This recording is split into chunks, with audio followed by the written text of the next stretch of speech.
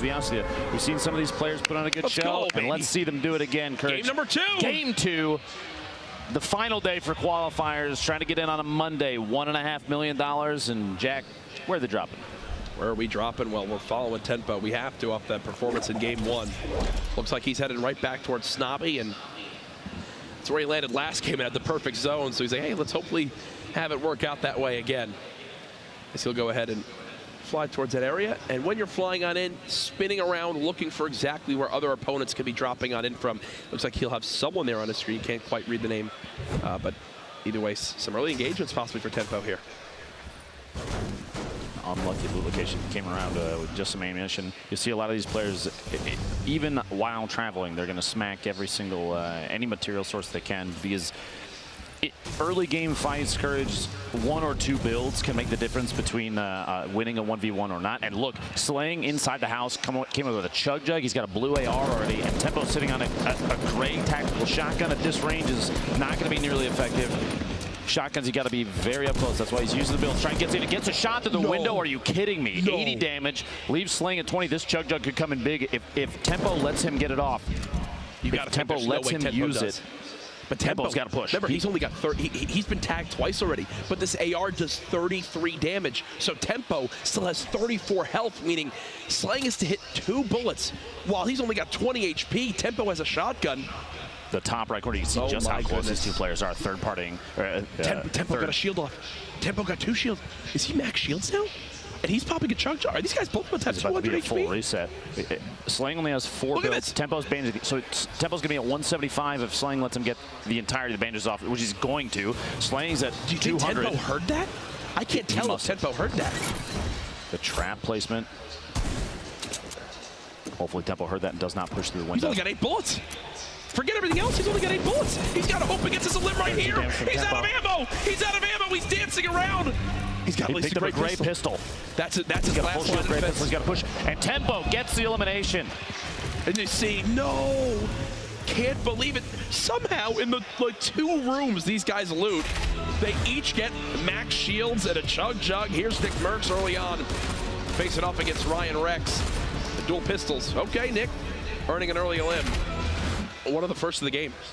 At that point, there were only 97. There were 97. So that was 98th place. 84 left right now, though. 2 minutes and 14 seconds until the circle moves. This is kind of a northeast, a centralized northeast main circle, which means a lot of players, regardless of where they dropped, maybe only Flush Factory at this point, or even Lucky Landing potentially because of the path these players are going to have to take, should be concerned. Everybody else can kind of take their time and build up some materials as they move. And Nick is totally fine inside Tilted. He's going to go through here. Players will always smack out all the furniture inside. It's not worth a lot of resources, Jack, but every little you bit knock counts. them down pretty quick, and there's a lot of them. Early game when you can only build 10 walls, getting enough mats to maybe build 2 more, that's 20%. And you can wind up earning yourself. Oh, big fall there from Jumpman. Sakairos now has the high ground. He actually falls and trying to hit a shotgun shot, doesn't connect yet, and he's out of materials. Jumpman trying to get the little peek over the top there. You saw him jump to try and take a shot. Backing out, hiding in his own box. He does have 5 bandages, maybe an opportunity to heal up, but Sakairos he has to apply pressure, which he is. And Sakairos goes down to Jumpman, very accurate. You saw multiple crits in there, and the shield disappearing. Sakairos only 28 HP. He had 28 health. He didn't take a single point of damage. That's one that you want back. If you're Sakairos now, Kayun, 1 player above, 1 player nearby. It seems like everyone that landed risky is now getting in their fights. This big shield could make all the difference. There you go, wants a third party this engagement. Shotgun shots coming on in, can only build 2 walls. That's Joda just above. That was a perfect spray, knocks him all the way down. Brilliantly done by Kayun. Kayun earns that elimination. Knowing the exact location where your opponents stopped up top, maybe potentially built based on the walls that were still being built mid-engagement, he says, you must be behind this rim. Here's Cryo at Junk Junction. Big shot takes Stratify out. Point blank tack hits like a bus, and the rate of fire is high enough that you can unload rounds, unload shotgun shells, and deal a lot of damage very quickly. So it's kind of known by a lot of people. Chap likes to go to Wailing Woods, and he's already got 700 wood. He's pushed towards Risky. He's got 1 limb to this point. Looking to pick up a second quickly underneath him. Yep.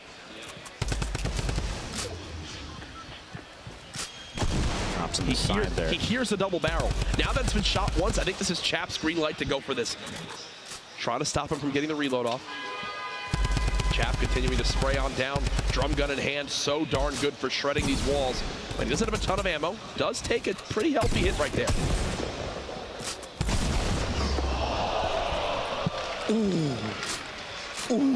Even picking up his second elimination. Ooh, you heard the reaction from everybody here. The double barrel, when you are that close, and it does that pure like 160 damage. Yeah, that's why it's now the new meta of shotguns to use in competitive Fortnite. You saw right there that golden double barrel, even at kind of moderate range for a shotgun like that, the spread is very high and the damage drop off happens quickly. Yep. Over 100 damage while jumping over the top of his opponent. A quick two-shot. And this is Tfue out in the little Wild West, the sort of Pueblos out here. He's looking, trying to hunt down a player underneath him. Compact SMG, a shotgun, an AR, and a hunting rifle.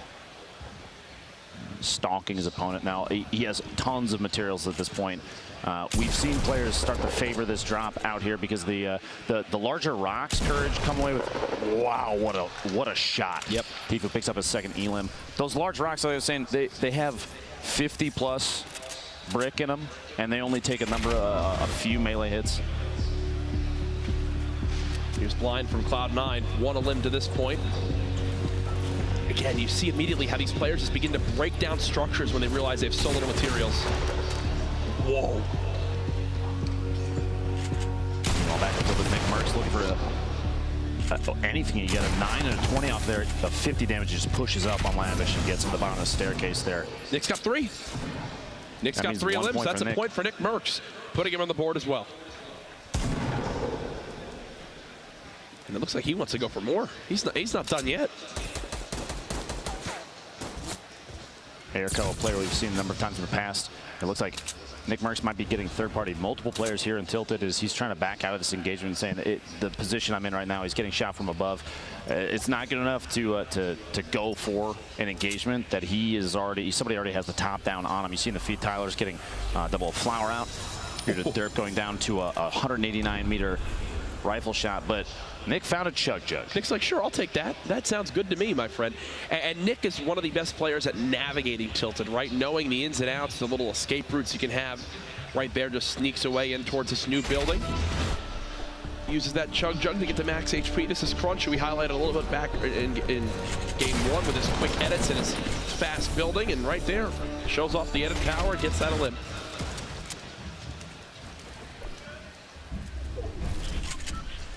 Kevin Crunch both west side of Loot Lake, but they're not alone here. Tempo a little ways away between Tilted and their current location at these factories on the west side of Tilted. We might see a third party from him if he hears the engagement. They are in they're close to the edge of the zone though.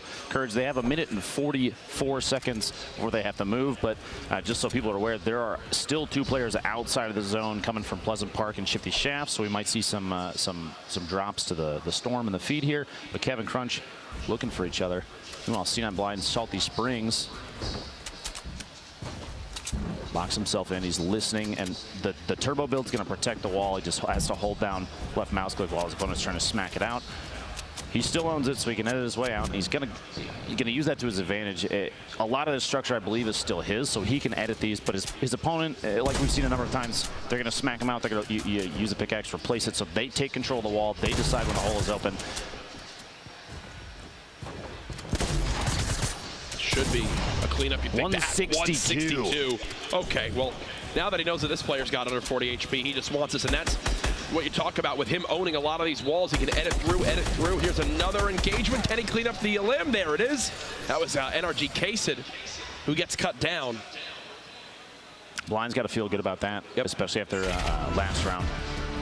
I love seeing these players improve on their own gameplay, but Double Flowers stuck inside the house, already super low HP, walks in on Flowers, trying to use turbo build to keep his opponent out, but it wasn't fast enough, and he had already been through the wall location, gets a shot off, a very easy elimination just because of the low HP of Flower already.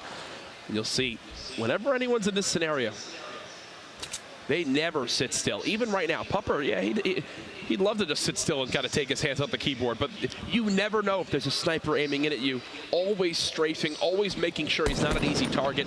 We'll take a couple pop shots, and you hear that? Speaking you literally hear that? The reason he's Whoever just shot that sniper, thank you for making my point. Giving credibility to Courage just by a single sniper shot. When you're playing in these games, even at home, in any match, you always have to think with the mindset that there's a sniper watching me. Even if there's not, always think that there could be.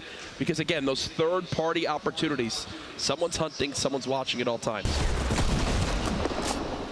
Colton, the winner from our first heat, goes down to Jumpman's tack shotgun. My apologies, double barrel up close there, and Jumpman's going to top off. Very edge of retail, very edge of the safe zone. Yeah, 3 eliminations. That's a point. He doesn't have to move very far. 47th Architect. You think he's in a great spot here, but he is quite low on AR ammo. And the zone's moving. Yep. He has to decide whether it's time to engage, which it looks like his opponent says it is, and Frankie gets the elim. His 47th trying to move out. That's actually Frankie's 3rd elimination. That's a single point for him, which already puts him in a fantastic spot. His loadout is actually exceptional right now, too. 2 full shields. He had a bolt action. But he had he's got so little HP in the zone. That's the thing. He's got to move. He still has a minute. The zone still has a minute to push. So he's got to run so far. There's people nearby. Nick's got someone just above. I think he'll break down wheels here any second. This could be another elimination for Nick Merckx, which would put him at 4. And he still has a campfire to use, so even though he's in the zone, he's still in an okay position. Trying to match the building of wheels. They're on the same level now. Nick trying to swap to that shotgun. There's the elimination. Shot on wheels. Nick Merckx hasn't been stopped yet, folks. He's got a med kit, too. He's in a great spot to keep on moving with the zone. He's actually, looking at the map, he's relatively far out. He has quite a ways to go. He's still all the way across Dusty. Hopefully there's more than one med kit there, or maybe he has a launch pad, because otherwise he's in a tough spot. Yeah, he most certainly is. Pupper. Now remember, when this zone closes, it's going to start hitting even harder. Is this the second? Is this the second? Yeah. This player's now trying to med kit to stay alive here. Pupper getting chunked on down. He's got to stop and use this med kit. It's hitting for 2. Cut off. This means it's a 1v1 fight, and he doesn't have any eliminations left. So no matter the outcome, no points. Both of them drop. Now it goes down as well. You see all their loot sliding down the ramp. The Storm is quite good at getting eliminations, and you see it there over towards Hysteria. Just took down Yo-Yo. Keep it up. That's his first elimination of the game. Now, this is actually Hysteria's 3rd time through the qualifiers. He played through all the heats before this and has done very well in those, but each qualifier he's gotten very close. I remember overhearing he got to 11th place multiple matches, I believe, yesterday, which is just one spot short of getting even just a single point, which could have put him in on Monday. This is where the little huts begin to get built. The 1x1s, the little bases to hide on in. Over to Cristo. Above Lonely Lodge. Won't be safe for this next zone, but he's playing like this because he's got WBG Ranger just below him. Ranger tries to spray on down. The trap comes in. There's 150, and oh no, Cristo. A little bit of a panic there. It looked like, I don't know if you noticed, was he attempting the rift to go his way out of there just at the last second of the trap damage? Possibly, as now Kayun thinks he's got a free elim opportunity in a 3rd party. What he doesn't know is that that player below took 0 damage, so they're both around the same amount of HP. And as a player, Lupo, you can sometimes use that to your advantage. Play mind games to your opponent. Oh, he thinks I'm weak because I've gotten this engagement. Meanwhile, he's still more than ready to fight again. Remember, too, if that trap is still in there, an opportunity for a lot of damage. A lot of AR ammo being used. Keep an eye on the amount that Kayun has. Just about one and a half clips left. I believe if Ranger makes it to Monday, that's the 4th player for WBG that would make it through, which is incredible. It's an excellent roster. Nick Merckx in the feed takes C9 blind out. Jeez, Nick Merckx is a man on a mission. 5 elims, that's 2 points already. That might lock Merckx in for Monday. Oh yeah. Oh no, Nick's in a brilliant position because he had elims last game too. Here's Fade in a little build battle around one of these houses. Stops Joshua right there. Once he gets the high ground, he just goes for the quick shotgun shot. That heavy, so darn good when you get the headshot crit.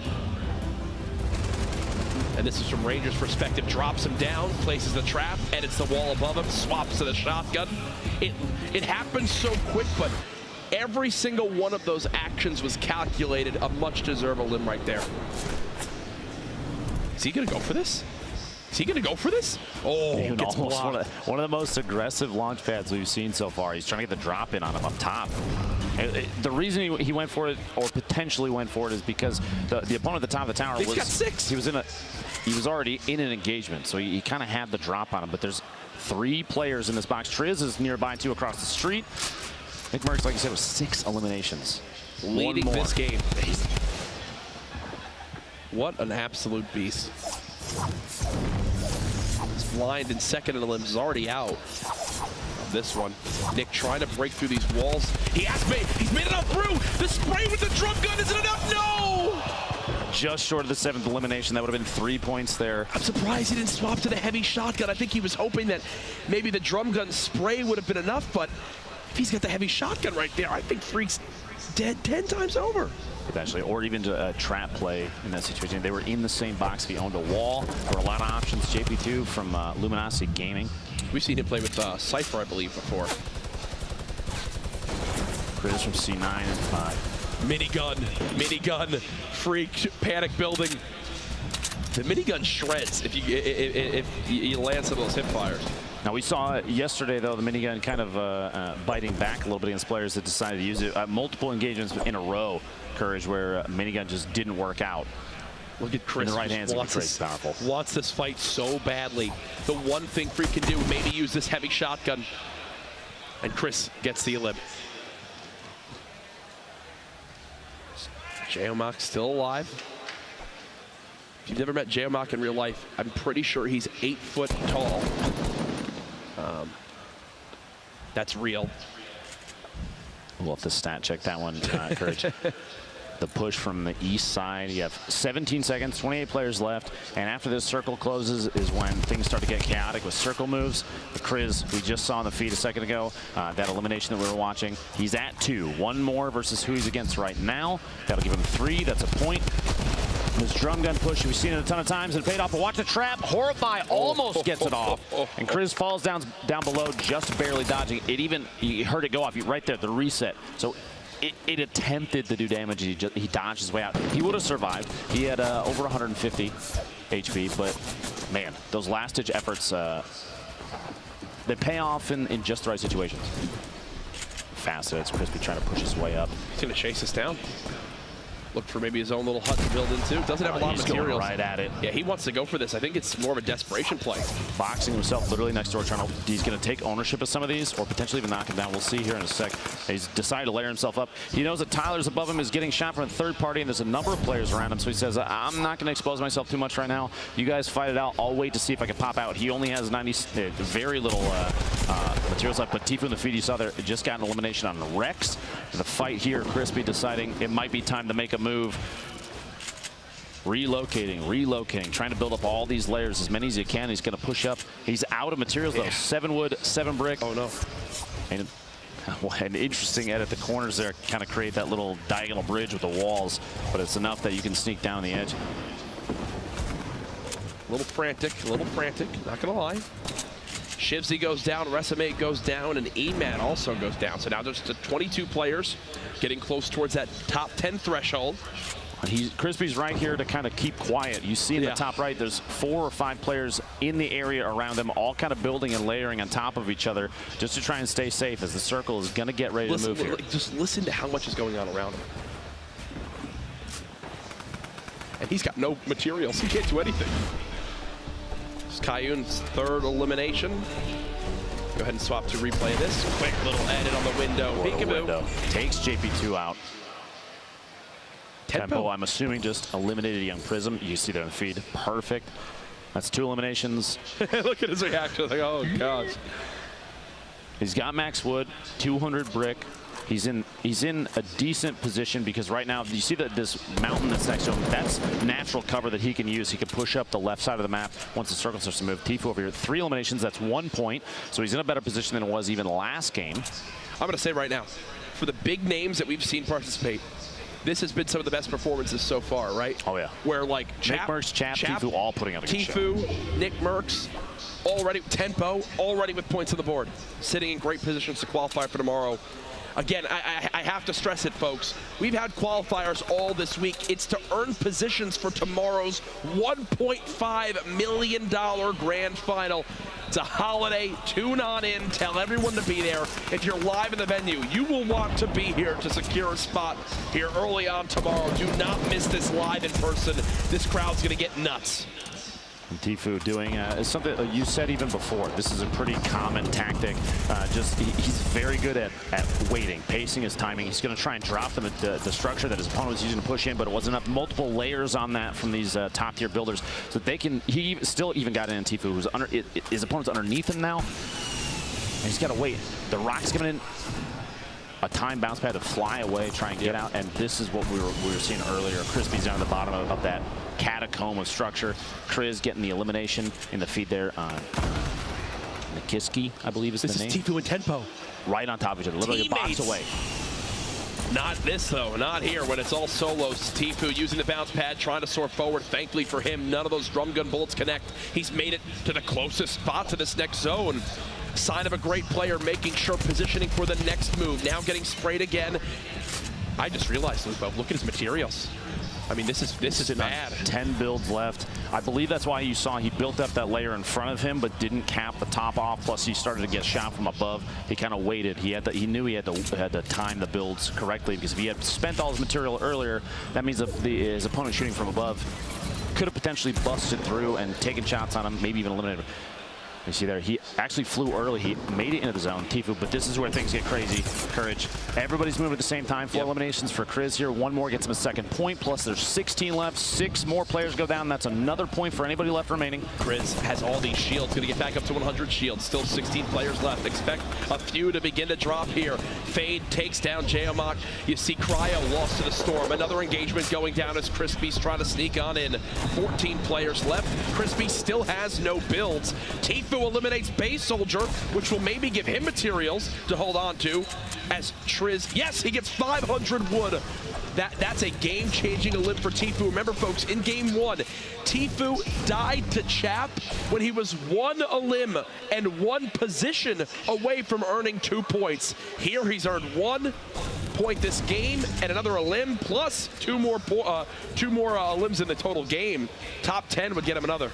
Now, we were watching Crispy a second ago. He was sitting on 7 and 7 for his wood and brick, and you saw he made his way in underneath. He's in the bottom, and he hid next to a tree, but opted not to knock it down because the tree, the setup inside that little catacomb, the builds that were around it, he's totally covered. He can hide in the bottom of the tree, and players that are sneaking by, he might get the drop on him. He might have an opportunity for another elimination, rather than knocking the tree down and coming out with maybe 30 wood. There's 3 builds that it would get knocked down so fast, it might not matter.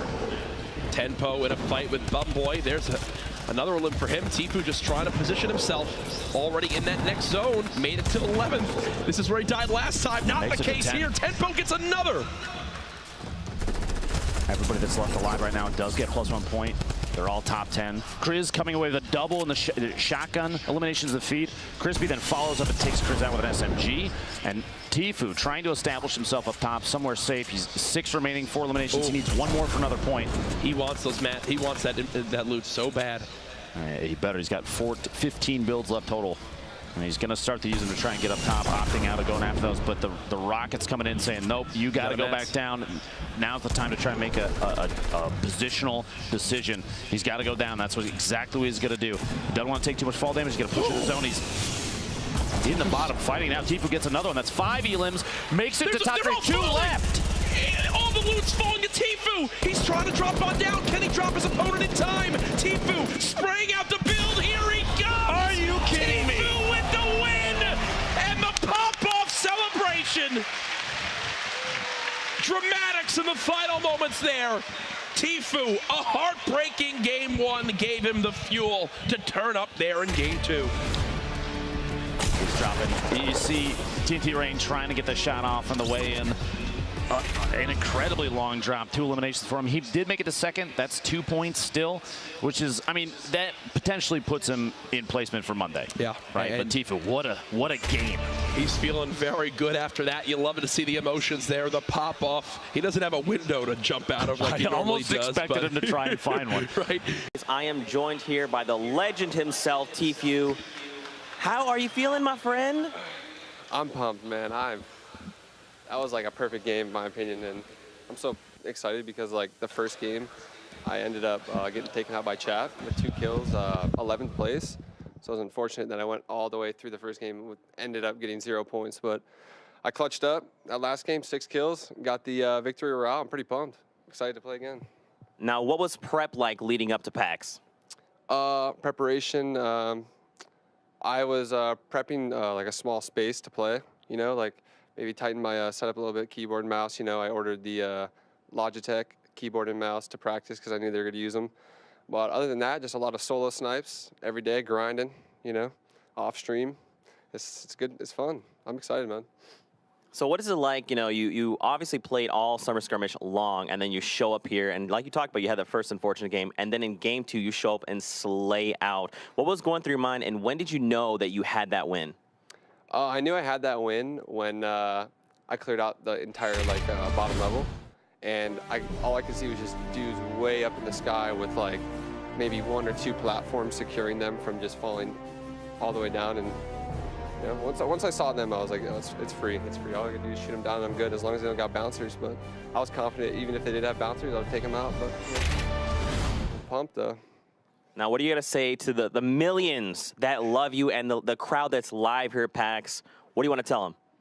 I love you guys, and I miss you guys for sure. There you go. You heard it from the legends. Thank you so much. I cannot wait to see how you slay out. Ladies and gentlemen, we're going to throw it to a break, so we'll be back in just a little bit. Stay tuned.